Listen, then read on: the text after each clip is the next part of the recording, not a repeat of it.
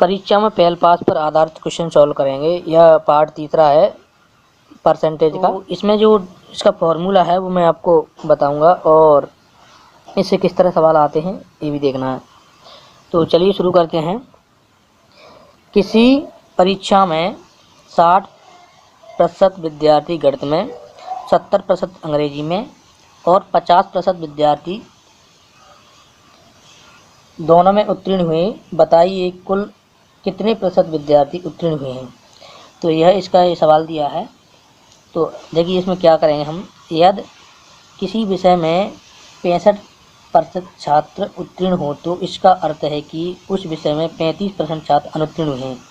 अगर छात्र 65% छात्र पास हुए हैं तो 35% छात्र फेल हुए होंगे। इसी प्रकार यदि किसी विषय में 30% छात्र अनुत्तीर्ण हो तो इसका अर्थ है कि उस विषय में 70% छात्र उत्तीर्ण हुए हैं। अगर 30% छात्र फेल हो जाएंगे तो 70% छात्र पास होंगे। इस आधार पर निम्नलिखित सूत्र से प्रतिशत उत्तीर्ण संख्या ज्ञात करेंगे। तो प्रतिशत उत्तीर्ण छात्र बराबर 100 माइनस के एक विषय में अनुत्तीर्ण प्रतिशत माइनस दूसरे विषय में अनुत्तीर्ण प्रतिशत प्लस दोनों विषय में अनुत्तीर्ण प्रतिशत। यह इसका फॉर्मूला है। उत्तीर्ण प्रतिशत निकालना है छात्रों का। 100 माइनस के एक विषय में अनुत्तीर्ण माइनस के दूसरे विषय में अनुत्तीर्ण प्रतिशत प्लस के दोनों विषय में अनुत्तीर्ण। तो देखिए ये सवाल दिया है तो इसको हम सॉल्व करेंगे। किसी परीक्षा में 60% विद्यार्थी गणित में, 70% अंग्रेजी में, 70% अंग्रेजी विषय में और 50% विद्यार्थी दोनों विषय में अनुत्तीर्ण हुए हैं। तो बताइए कुल कितने प्रतिशत विद्यार्थी उत्तीर्ण हुए हैं। तो प्रतिशत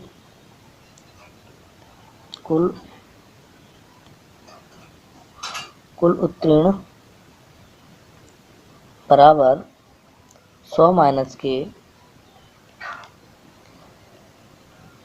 उत्तीर्ण में 60% तो 40 अनुत्तीर्ण हुए हैं माइनस के 70% अंग्रेजी में तो 30% छात्र उत्तीर्ण हुए हैं माइनस प्लस दोनों विषयों में।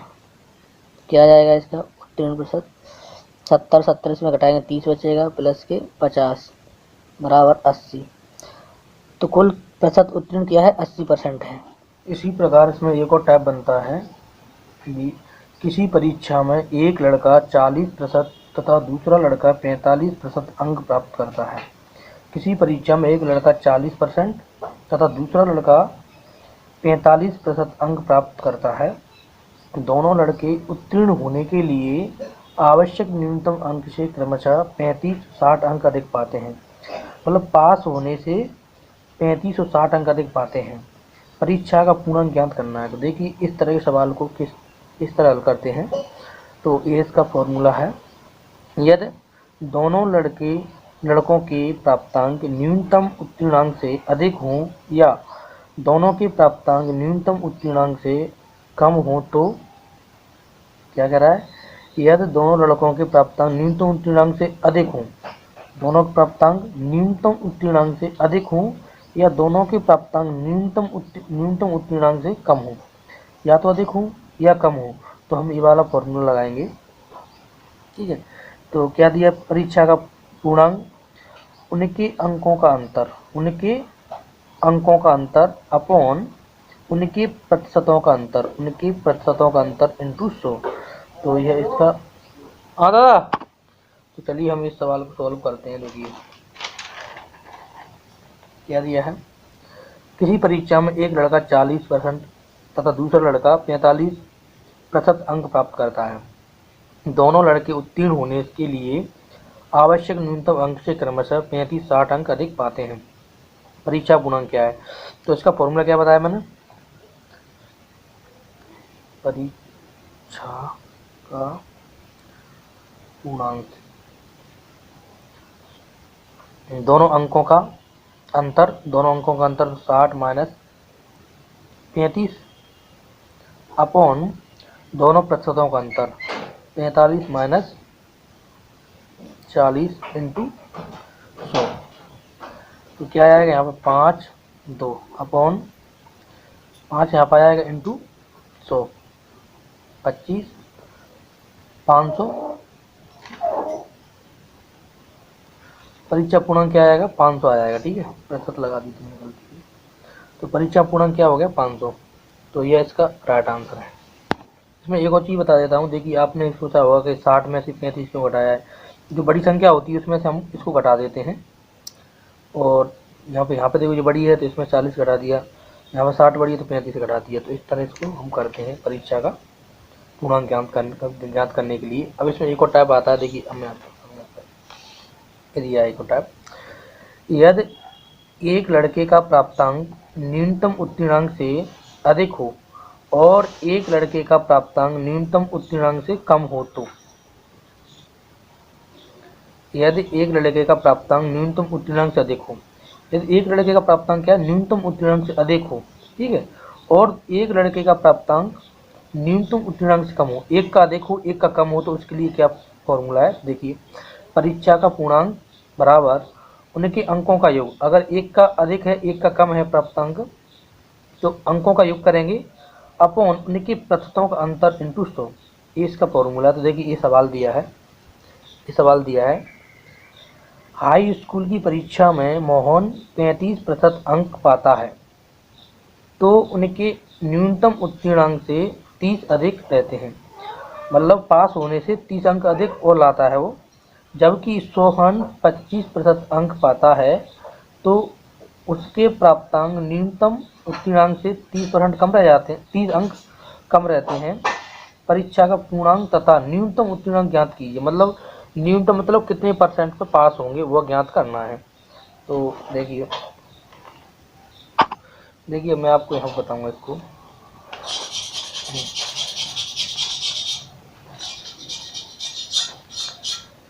उनके अंकों का परीक्षा का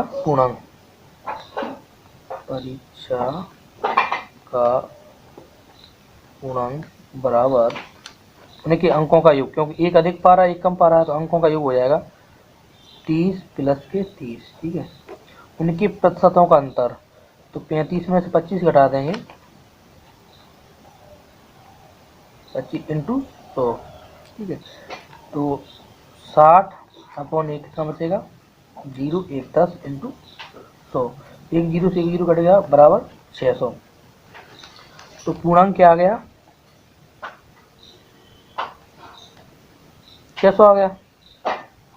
अब इस सवाल के यहाँ कह रहा है परीक्षा का पूर्णांक तथा न्यूनतम उत्तीर्णांक ज्ञात कीजिए। तो न्यूनतम उत्तीर्णांक ज्ञात करेंगे,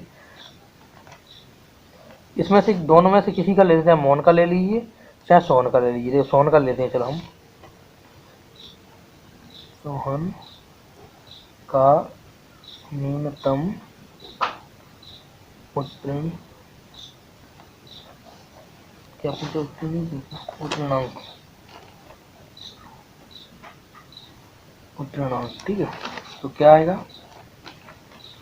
क्या क्या क्या कितना दिया है इसका, तो 600 इसका पूर्णांक है, इंटू 25% अपॉन 100 आ जाएगा, प्लस अब देखिए 25% अंक पाता है, सोहन 25% अंक पाता है, तो उसके प्राप्तांक न्यूनतम उत्तीर्णांक से 30% कम रहते हैं। अब कम रहते हैं, अधिक होते तो माइनस कर देते, कम है तो 30 जोड़ देंगे इसमें हम, 2 जीरो से 2 जीरो कट गए, 25 छक्का 150 प्लस 30, 180 अंक है न्यूनतम उत्तीर्णांक। ठीक है, आप कह रहे होंगे मोहन का भी निकाल लीजिए, तो मोहन का निकाल देते हैं। देखिए यहाँ पे मोहन का न्यूनतम, गलत हो गया, न्यूनतम उत्तीर्णांक बराबर 600 इंटू 35 अपॉन 100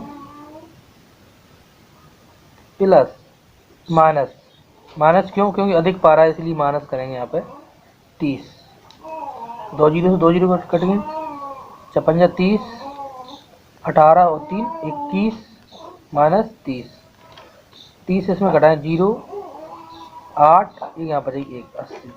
तो देखो ये आ गया न्यूनतम उत्तीर्णांक 80। तो इस प्रकार यह सवाल बहुत ही इजी तरीके से बता दिए मैंने आपको। तो सवाल बनता है इसमें, एक परीक्षा में 78% लड़के उत्तीर्ण हुए यदि 110 लड़के अनुत्तीर्ण हुए हैं तो ज्ञात कीजिए कि परीक्षा में कुल कितने लड़के सम्मिलित हुए। तो देखिए, उत्तीर्ण लड़के क्या हैं, 78 हैं। तो अनुत्तीर्ण क्या है, अनुत्तीर्ण क्या होंगे, 100 में से -78 घटा देंगे तो क्या बचेगा, 22% कि अनुत्तीर्ण निकल आए। अभी कह रहा है यदि 110 लड़के अनुत्तीर्ण हुए हैं तो ज्ञात कीजिए कि परीक्षा में कुल कितने लड़के सम्मिलित हुए हैं। तो देखिए,